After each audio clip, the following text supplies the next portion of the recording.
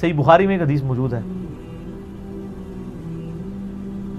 ابو موسیٰ اشعری کہتے ہیں کہ ہم ایک باغ میں بیٹھے ہوئے تھے، اتنے میں باغ کے دروازے پہ دستک ہوئی۔ نبی علیہ السلام نے فرمایا کہ جو کوئی بھی ہے نا دروازے پہ اسے جنت کی بشارت دے دو۔ کہتے دروازہ کھولا تو سیدنا ابوبکر رضی اللہ تعالیٰ اندر آ گئے، تھوڑی دیر بعد پھر دستک ہوئی، ٹھک ٹھک۔ آپ فرمایا اب بھی جو آیا نا اسے جنت کی بشارت دے دو۔ دروازہ کھولا سیدنا عمر، پھر تیسری دفعہ جب دستک ہوئی تو نبی علیہ السلام فرمایا اب جو کوئی آئے نا اسے جنت کی بشارت دو، لیکن ان مصیبت اور پریشانیوں کے ساتھ جن سے اس کو گزرنا پڑے گا۔ تو کہتے ہیں میں نے دروازہ کھولا تو حضرت عثمان تھے، اور میں نے کہا کہ رسول اللہ نے آپ کے بارے میں یہ کہا کہ جنت ہے لیکن آپ کی جنت تکلیف کے ساتھ جڑی ہوئی ہے۔ تو انہوں نے کہا میں اللہ سے مدد مانگتا ہوں ان فتنوں کے اگینسٹ۔ اسی کا ایک طریق صحیح بخاری میں، اس میں اسی طرح ہی الفاظ ہیں، پہلے حضرت ابوبکر آئے، پھر حضرت عمر آئے، اور اس میں یہ الفاظ ہیں کہ نبی علیہ السلام ایک کنویں کی منڈیر پہ بیٹھے ہوئے تھے۔ پرانے زمانے میں وہ کنویں ہوتے تھے نا، ابھی بھی آپ دیکھیں نا بڑے کنویں ہوتے ہیں، قلعہ اور طاس میں بنے ہوئے ہیں، تو اس کی وہ جو باہر منڈیر نکلی ہوتی ہے نا دیوار چھوٹی سی، اس پہ آپ علیہ السلام بیٹھے ہوئے تھے۔ تو پہلے حضرت ابوبکر کو جنت کی بشارت ملی، نبی علیہ السلام نے ان کو اپنے دائیں جانب بٹھا لیا، حضرت عمر کو اپنی بائیں جانب بٹھا لیا۔ جب حضرت عثمان اندر انٹر ہوئے تو جگہ ختم تھی، تو حضرت عثمان نبی علیہ السلام کے سامنے منڈیر پہ آ کے بیٹھ گئے۔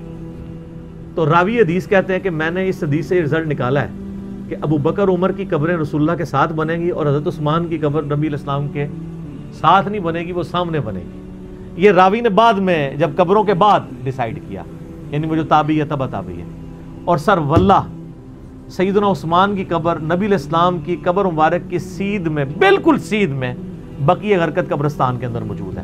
اور چند ایک قبریں جو باقی ہیں نا اس وقت اپنی صحیح فارم کے اندر سنت کے مطابق ہے، یعنی وہ بہت اونچی نہیں ہے، ارد گرد وہ پتھروں کی یعنی فصیل بنی ہوئی ہے چھوٹی سی، وہ ایک بالش جو اجازت ہے صحیح بخاری میں اونٹ کی کوہان جتنی، اور بالکل ڈومیننٹ جگہ کے اوپر ہے، وہ سامنے وہ ارد گرد اس کے کوئی اور قبر بھی نہیں ہے، ڈومیننٹ جگہ پہ۔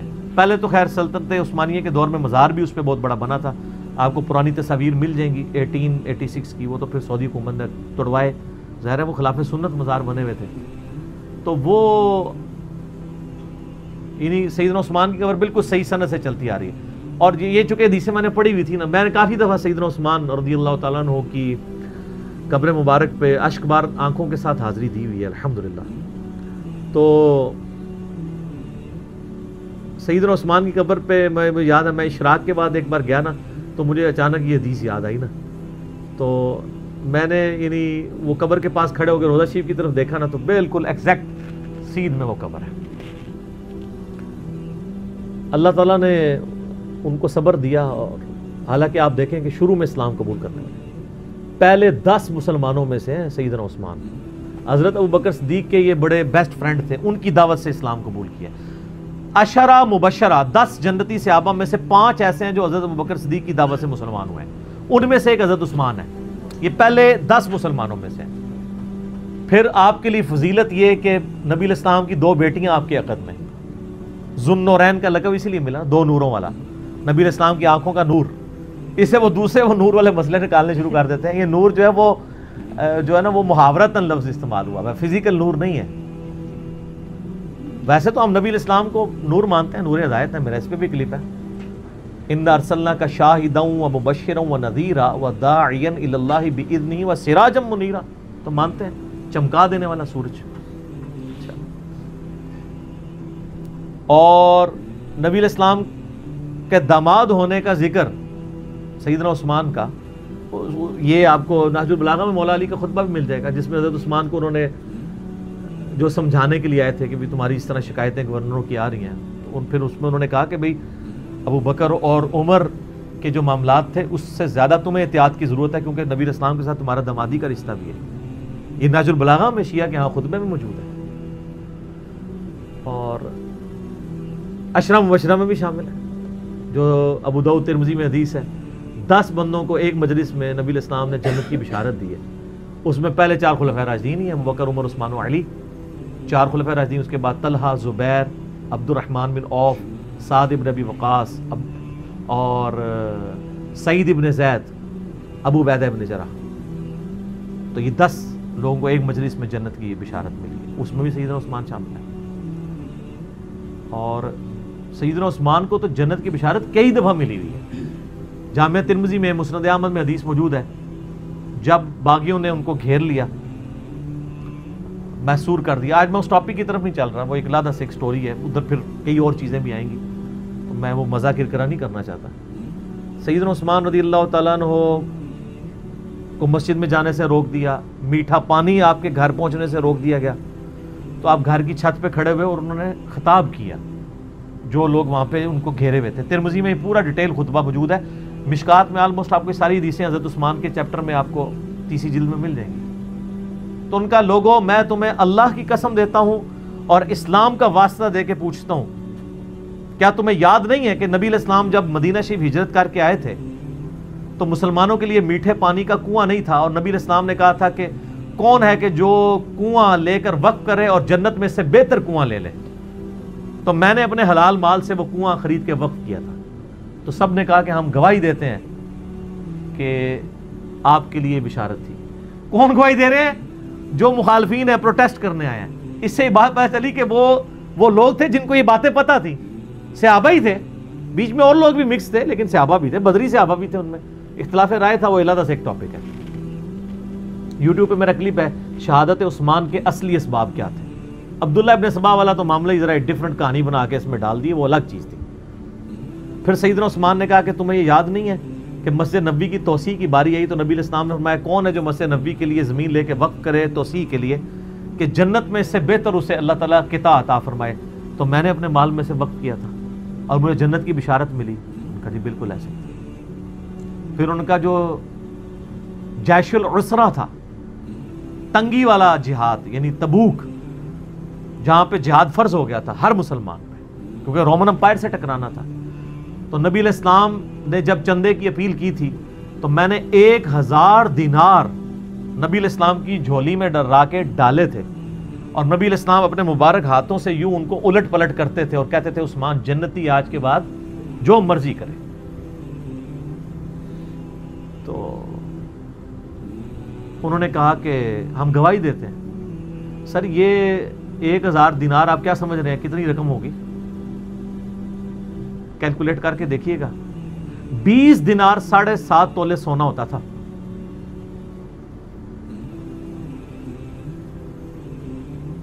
تو 7.5 تولے کو 50 سے ضرب دیں، 450 کے قریب، بلکہ اس سے بھی زیادہ۔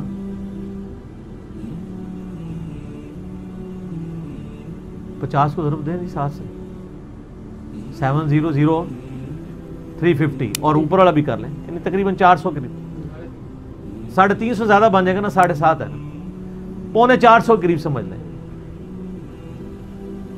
450 تولہ سونا۔ اور آج کل کیا ریٹ چل رہا ہے؟ 70,000 ہے، 70 سے زیادہ۔ ہاں، تو یہ 2.5 کروڑ سے زیادہ رقم بنتی ہے آج کی، اگر 70 لگائیں گے تو جا کے گھر حساب کر لیجئے گا، 2.5-3 کروڑ رقم بنتی ہے جو حضرت عثمان نے غزوہ تبوک کے موقع پر دی ہے، اور نبی علیہ السلام نے جنت کی بشارت۔ انہوں نے کہا ہاں جی بالکل آپ کو جنت کی بشارت ملی تھی اس بات کے اوپر۔ تو انہوں نے کہا تم مجھے نہ، اب یہ یعنی بشارتیں گنواتے جا رہے تھے، اور حضرت عثمان کہہ رہے تھے دیکھو مسجد میں نے وقف کی، مجھے مسجد میں نماز نہیں پڑھنے دے رہے ہو، کنواں میں نے لے کے دیا اور مجھے میٹھا پانی نہیں، مجھے کڑوا پانی پینا پڑتا ہے، مجھے تم پانی تک نہیں جانے دے رہے ہو، اور تم مان بھی رہے ہو ان چیزوں میں مجھے جنت کی بشارت ملی ہوئی ہے۔ پھر حضرت عثمان نے چوتھا اور آخری سوال کیا کہ کیا تمہیں یہ حدیث نہیں پہنچی ہے؟ اور یہ حدیث بخاری میں بھی ہے، ترمذی کا یہ والا ایسا کہ نبی علیہ السلام ایک دفعہ غارے پہاڑ ہیرا کے اوپر چڑھے، ہیرا پہاڑ کے اوپر، حضرت ابوبکر، عمر اور حضرت عثمان یہ ساتھ تھے نبی علیہ السلام، 4 بندے تھے یہ ٹوٹل۔ تو پہاڑ جو ہے وہ جھوم پڑا، ہلنا شروع ہو گیا، وہ تو بخاری مسلم حدیث ہے۔ ہیرا ایک پہاڑ ہے لیکن ہم سے محبت، وہ احد پہاڑ کے بارے میں آتا ہے، احد ایک پہاڑ ہے، وہ ہم سے محبت کرتا ہے، ہم بھی اس سے محبت کرتے ہیں۔ بعض روایتوں میں احد کا ذکر ہے، بعض میں ہیرا کا ذکر ہے۔ بال الٹیمیٹلی یہ ہے کہ نبی علیہ السلام نے فرمایا کہ اے پہاڑ تھم جا، اس وقت تجھ پہ ایک نبی، ایک صدیق اور 2 شہید ہیں۔ 2 شہید کون؟ حضرت عمر اور عثمان۔ جو مسلم کی حدیث ہے اس میں یہ ہے کہ حضرت علی بھی تھے، طلحہ بھی تھے، زبیر بھی تھے۔ تو نبی علیہ السلام نے فرمایا کہ اس وقت تجھ پر انبیاء، شہداء اور صدیق کے علاوہ کوئی نہیں ہے۔ اس سے یہ بھی نبی علیہ السلام نے غیبی خبر دے دی کہ یہ باقی سارے شہید ہونے والے ہیں۔ حضرت طلحہ بھی شہید ہوئے ہیں جنگ جمل میں، حضرت زبیر بھی، اور مولا علی بھی، اور سیدنا عثمان بھی۔ تو انہوں نے کہا ہاں آپ کو شہید ہونے کی خبر دی تھی۔ تو انہوں نے کہا اللہ کی قسم، رب کعبہ کی قسم، میں کامیاب ہو گیا۔ میں نے تم سے یہی منوانا تھا کہ نبی علیہ السلام نے مجھے شہید کہا ہوا ہے، میں شہید ہوں۔ لیکن خیر ترمذی میں تو ادھر ہی ہے، باقی آپ تاریخی روایتیں پڑھیں گے اور باقی کتابیں دیکھیں گے، اس میں آپ کو ملے گا کہ وہ کہتے ہیں کہ حضرت یہ باتیں ساری صحیح ہیں لیکن اب آپ بدل چکے ہیں۔ نہیں، وہ جس طرح ہمیں بھی کہتے ہیں کہ حضرت باتیں تو آپ کی ٹھیک ہیں لیکن کے بعد پھر اس طرح کی باتیں شروع ہو جاتی ہیں۔ تو یعنی بدقسمتی جب کسی پہ چھائی ہو، ورنہ دیکھیں ایک شخص جس کی 82 سال عمر ہے اور اس کی زندگی پوری قربانیوں سے تعبیر بھری پڑی ہوئی ہے، کہیں بشری تقاضے کے تحت کوئی مسئلہ مس ہینڈل تو اس سے ضرور ہو سکتا ہے، لیکن آپ اس کی نیت کے اوپر یا اوورال پوری زندگی کو تو 0 سے ملٹیپلائی نہیں کر سکتے۔ یہی وجہ ہے کہ جو ایران والوں نے فلم بنائی ہے مختار سقفی پہ، اس میں بھی جو حضرت معاویہ رضی اللہ تعالیٰ عنہ اور شیعان علی کا اختلاف دکھایا ہے، وہ اسی بات پہ کہ آپ نے خلفاء کے طریقے کو چھوڑ دیا اور اس میں وہ تینوں خلفاء کو رسپیکٹ دیتے ہیں۔ پھر حضرت علی علیہ السلام کی زندگی کے آخری 10 سال پہ ایک فلم ہے 22 قسطوں پہ، امام علی علیہ السلام، اس میں انہوں نے حضرت عثمان کا بھی، چونکہ ان 10 میں سے سمجھ لیں 4-5 سال تو حضرت عثمان کے بھی خلافت کے ہیں، حضرت عثمان کا بھی انہوں نے بڑا پازیٹیو کریکٹر دکھایا ہے اور یہ بتایا کہ اصل کلپرٹ جو ہے وہ مروان بن حکم تھا۔ حضرت علی حضرت عثمان کو سمجھاتے تھے تو پھر وہ اپنے فیصلوں کو بھی ریورٹ کرتے تھے، یعنی ان کی نیت میں تھی، لیکن ظاہر ہے کہ وہ ایک حضرت عمر والی مینیجریل سکل نہیں تھی۔ 72 ایئرز کی عمر میں چونکہ خلیفہ بنائے گئے تھے، ایک ایجڈ تھے، تو بہرحال 82-83 ایئرز ایج ہے اور ایک شخص نے پوری زندگی یعنی اسلام قبول کیا، تو ان کا چچا ان کو مارا کرتا تھا، اتنی تکلیفیں کاٹی ہیں، سابقون الاولون میں سے ہیں، تو آخری وقت میں آ کے کیوں انہوں نے ایسا کرنا تھا کہ وہ نفس کے ہاتھوں مغلوب ہو جاتے ہیں، جن کی پوری زندگی اسلام کی خدمات پہ تھی، اور نبی علیہ السلام نے کئی مواقع پہ انہیں جنت کی بشارت بھی دی۔ بال انہوں نے اپنے سیلف ڈیفenس میں کچھ بھی نہیں کیا، ورنہ 300 بندے کو ہٹانا کوئی مسئلہ نہیں تھا، لیکن وہ چاہتے تھے مدینہ الرسول میں میری وجہ سے خون نہ بہے۔ تو خلافت و ملوکیت میں مولانا مودودی نے یہی بات لکھی ہے کہ خلافت و ملوکیت کا فرق یہی ہے کہ حضرت عثمان چونکہ خلیفہ راشد تھے، انہوں نے اپنے خلاف پروٹیسٹ کی اجازت دی ہے، کسی سے زبردستی تلوار کے زور پہ مسئلہ نہیں کیا۔ اور دوسری طرف امیر شام کے بارے میں کہ وہ تلوار کی نوک پہ انہوں نے اپنے بیٹے کے حق میں لوگوں کی بیعت کروائی۔ حضرت علی کی تو تلوار اٹھانا مجبوراً تھی نا، کیونکہ وہ حضرت علی کی ریٹ آف دی گورنمنٹ کو تلوار لے کے انہوں نے جتھا بنا کے چیلنج کیا تھا، وہ تو معاملہ ایک ڈیفرنٹ تھا، اور اس کی پریڈکشنز بھی تھی، نبی علیہ السلام حضرت علی کے ساتھ کھڑے تھے۔ تو سیدنا عثمان رضی اللہ تعالیٰ نے اپنے لیے خون نہیں بہایا، قربانی دی۔ ترمذی میں حدیث موجود ہے، حضرت عثمان کہتے ہیں کہ مجھ سے نبی علیہ السلام نے ایک عہد لیا تھا، میں اس عہد میں قائم ہوں کہ میں نے صبر کرنا ہے۔ اور ترمذی میں یہ ہے کہ نبی علیہ السلام فرمایا عثمان اللہ تعالیٰ تجھے ایک قمیض پہنائے گا، کچھ لوگ اتارنے کی کوشش کریں گے، تم نے قمیض نہیں اتارنی یہاں تک کہ مجھے آ کے ملنا، یعنی مر کے میرے پاس پہنچاؤ گے۔ تو یعنی وہ صبر بھی کرتے رہے، خلافت سے الگ بھی نہیں ہوئے لیکن صبر بھی کیا، پھر ان تکلیف سے آپ کو ظاہر ہے ایک پوری داستان ہے گزرنا پڑا ہے۔ پھر ترمذی میں ایک حدیث موجود ہے کہ نبی علیہ السلام نے فرمایا کہ فتنوں کا دور ہوگا، اس فتنے کے دور میں یہ شخص ہدایت پہ ہوگا جو سامنے جا رہا ہے۔ تو وہ صحابی کہتے ہیں کہ وہ جو شخص جا رہا تھا اس نے اپنے سر پہ چادر اوڑھی ہوئی تھی، تو مجھے وہ نظر نہیں ہے کون ہے، تو میں آگے جا کے چادر ہٹا کے دیکھا تو حضرت عثمان تھے۔ تو پھر میں نے حضرت عثمان کا چہرہ نبی علیہ السلام کی طرف کر کے کہا یا رسول اللہ اسی شخص کے بارے میں آپ کہہ رہے ہیں؟ انہوں نے پورا وہم کڈیا کہ حضور نو پلیکھا لگ گیا ہوئے، تو انہوں نے ان کا چہرہ بھی نبی علیہ السلام کی طرف کر کے کہا، آپ فرمایا ہاں۔ تو اسی وجہ سے ہم ان کو خلیفہ راشد مانتے ہیں، اور ان ان کی بے احترامی کسی طریقے سے بھی ایکسیپٹیبل نہیں ہے. جو کچھ اسلام کے لیے ان کی خدمات ہیں اور جس لیول پہ انہوں نے یعنی کوئی موقع نہیں جانے دیا قربانی کا. اسی لیے ہم مسلمانوں کے ہاں ایک چیز رناؤنڈ بھی ہے نا کہ اگر اللہ تعالیٰ کسی کو دولت دے تو پھر حضرت عثمان غنی رضی اللہ تعالیٰ عنہ والا جگرا بھی دے کہ وہ اتنی زیادہ دولت اللہ تعالیٰ کی راہ میں قربان بھی بندہ کر سکے. کہنا تو آسان ہے لیکن بڑا مشکل کام ہے, بہت مشکل کام ہے. تو یہ سیدنا عثمان کا ایک ویژن تھا جی. 695 نمبر حدیث سے کہاں بات چلی گئی کہ انہوں نے کہا نمازیں ان کے پیچھے پڑھو, نمازوں میں ان سے الگ نہ ہو. بلکہ سنن الکبریٰ البیہقی میں عبداللہ بن عمر کے بارے میں آیا کہ وہ خوارج اور خوشبیہ کے پیچھے بھی نماز پڑھ لیا کرتے تھے. خوشبیہ کہتے ہیں مختار صقفی کے فالورز کو, اور کہتے تھے کہ جب تک ان کی مساجد سے حی علی الصلاۃ حی علی الفلاح کی آواز آئے گی ہم ان کے پیچھے نمازیں بھی پڑھیں گے اور ان کی یعنی اذانوں کا جواب بھی دیں گے, ان کے سلام کا جواب بھی دیں گے, لیکن جب یہ ہمیں کہیں گے کہ ہم اپنے مسلمان بھائیوں کو قتل کریں پھر ہم ان سے الگ ہو جائیں گے. تو اس سے یہ بات پتہ چلی کہ خلفائے راشدین کا یہ ایٹیچیوڈ تھا کہ مسلمانوں کی تکفیر نہیں کرتی. جس طرح آج کل ہر فرقہ دوسرے کی تکفیر کر کے اسے اسلام سے باہر نکال رہا ہوتا ہے. کوئی مشرک کہہ کے, کوئی بدعتی کہہ کے, کوئی گستاخ رسول کہہ کے, کوئی گستاخ صحابہ کہہ کے, کوئی گستاخ اہل بیت کہہ کے. یہ گالیاں رکھی ہوئی انہوں نے ادبی قسم کی لوگوں کو نکالنے کے لیے, اور نکالنے کے لیے, صرف داخل کرنے کے لیے کچھ بھی نہیں کرتے. یہ ساری ایفرٹ نکالنے کے لیے. صحابہ کرام کی ساری ایفرٹ ہوتی تھی کہ لوگوں کو داخل کیا جائے دین میں, ان کی پوری ایفرٹ ہوتی ہے نکالنے کے اوپر. مولا علی کی خلافت سٹیک پہ خوارج نے لگائی ہے, اور آپ المصنف ابن ابی شیبہ کھول کے دیکھ لیں. مولا علی کے شیعہ پوچھ رہے ہیں کہ بتائیے کہ خوارج کافر ہے, انہوں نے کہا کافر نہیں ہے, یہ کفری سے بھاگ کے تو مجھ سے الگ ہوئے. انہوں نے سمجھا کہ میں کفر میں پڑ گیا ہوں اس لیے انہوں نے مجھے چھوڑا. تو پوچھا مشرک ہے, انہوں نے کہا مشرک کہاں سے ہیں, یہ شرک سے ہی تو بھاگے ہیں. پوچھا منافق ہے, انہوں نے کہا منافق ہوتے تو نمازیں ان کی چھوٹی ہوتے. قرآن تو کہتا ہے منافق بڑی چھوٹی نماز پڑھتا ہے, ان کی تو نمازیں بڑی لمبی ہیں.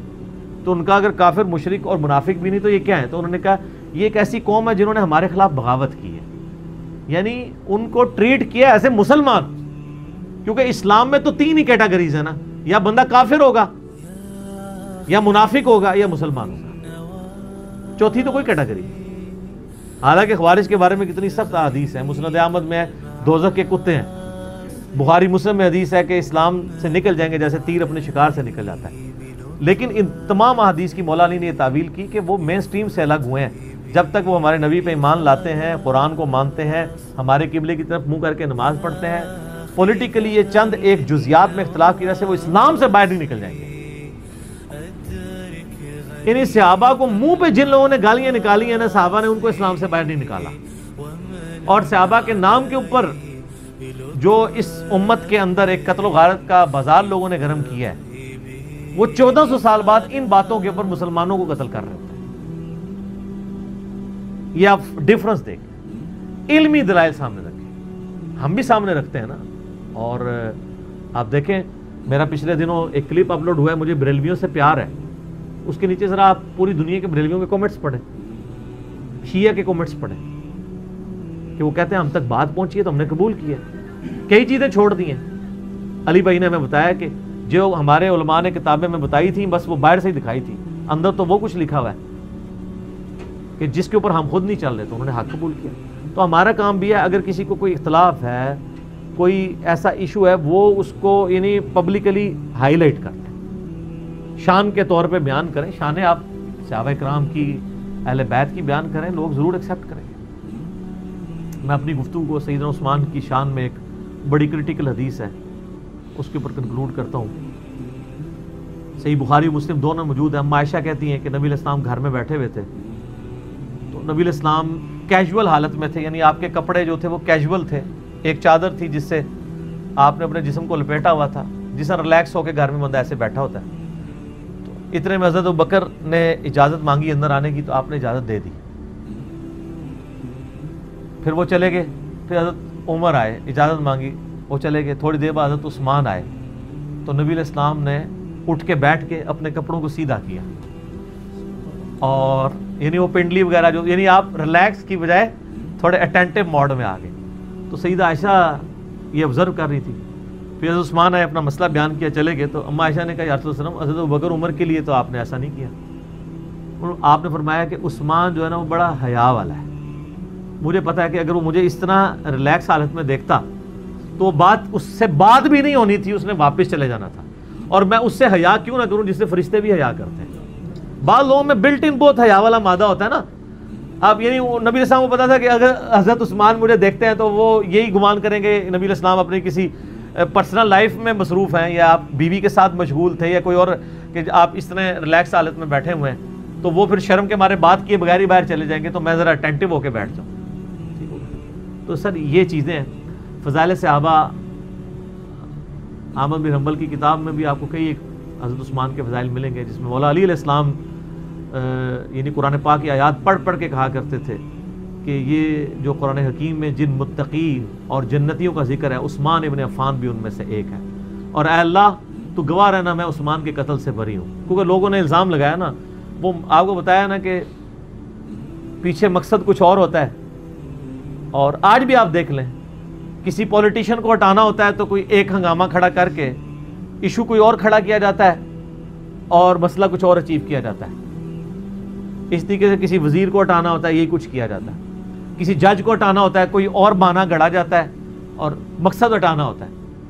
تو اس وقت بھی چونکہ مقصد کچھ اور تھا آل امیہ کا، تو حضرت عثمان کا قتل جو ہے نعوذ باللہ حضرت علی کے متھے مار دیا ہوا تھا ان لوگوں نے. تو وہ تو خیر ہم نے کھول دیا. ہماری لیٹسٹ مجلس 63 میری ریکارڈ ہوئی ہے 6.5 گھنٹے کی، کالے بیک گراؤنڈ کے ساتھ، سرخ کرتے میں اور وائٹ پگڑی میں. ٹھیک ہے. اس کا نام ہے سنی شیعہ اختلاف اہل سنت کی کتابوں میں، اہل بیت اہل سنت کی کتابوں میں. تو میں نے اس میں کئی ایک باتیں بتائی ہیں. تو فی الوقت ہم اللہ سے دعا کرتے ہیں کہ اللہ تعالیٰ قیامت والے دن ہمیں اپنے پیغمبروں کا، اپنے پیغمبر صلی اللہ علیہ وآلہ وسلم کے صحابہ کا، آپ صلی اللہ علیہ وآلہ وسلم کے لاڈلے ترین صحابہ خلفائے راشدین کا اور اہل بیت کا قیامت والے دن ساتھ نصیب فرمائے. آمین.